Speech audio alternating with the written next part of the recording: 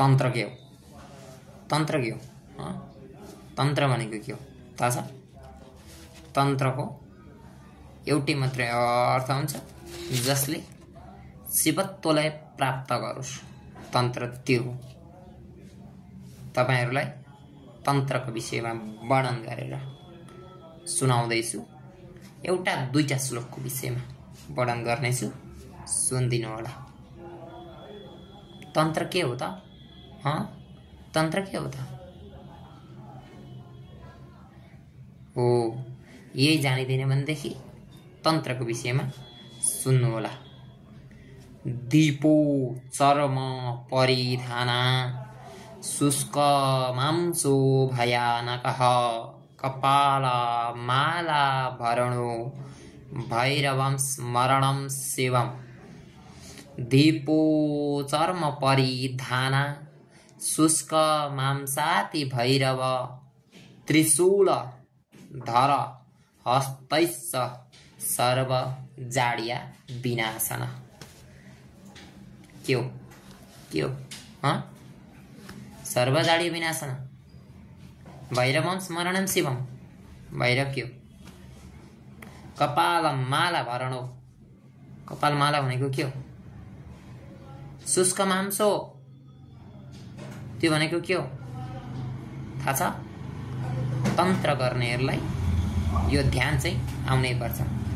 यो ध्यान बिना भैरवजीलाई ध्यानै गर्न जानिदैन भनेदेखि के तन्त्र गर्नु? तन्त्र गर्नु यो पहिलो स्टेप ध्यान। यो ध्यानको अर्थ मैले लेखेको छु, यो म हजुरहरूलाई भनिदिन्छु। यो ध्यानको अर्थ के हो भनेर।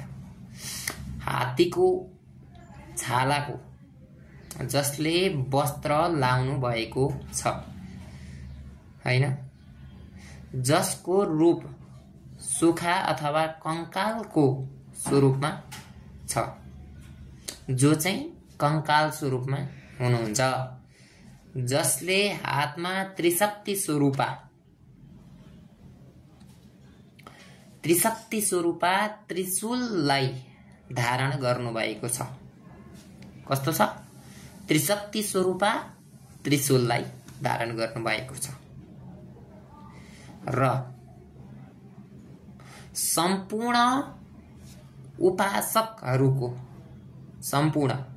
उपासकहरूको अज्ञानतालाई, जडतालाई नाश गर्न तत्पर रहनुहुने भगवान। कुन भगवान थाहा छ? कसको ध्यान हुँदैछ?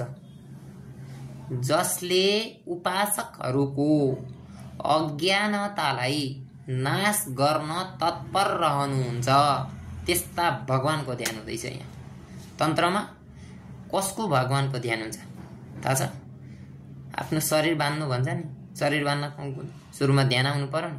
हो, अज्ञानतालाई नाश गर्न तत्पर रहनुहुने भगवान, जसले भयानक मुण्डमालाहरूलाई धारण गरेर, उग्र स्वरूपलाई धारण गरी, शिवत्वलाई प्रदान गरेर, मृत्यु र भयरहित भएको महसुस प्रदान गर्न सक्नुहुने।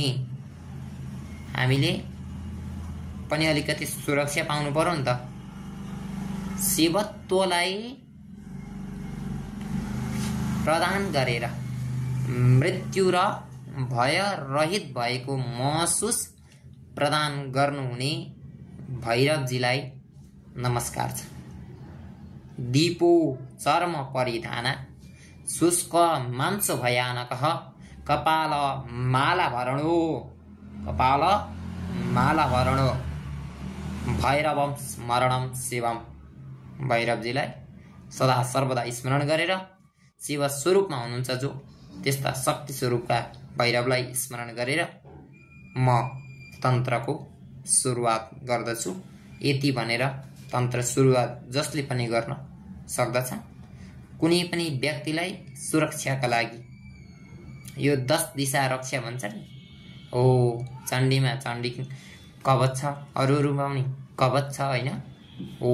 हाम्रो पनि तन्त्र गर्दाखेरि तन्त्रको कवच स्वरूपमा स्वयं हामीले शिवलाई आह्वान गरेर तन्त्रलाई सुरु गर्नु पर्दछ, तन्त्र सुरु गर्न जरुरी छ। धन्यवाद। म अग्निशरण देवाचार्य श्री कृष्ण गौतम, नमस्कार।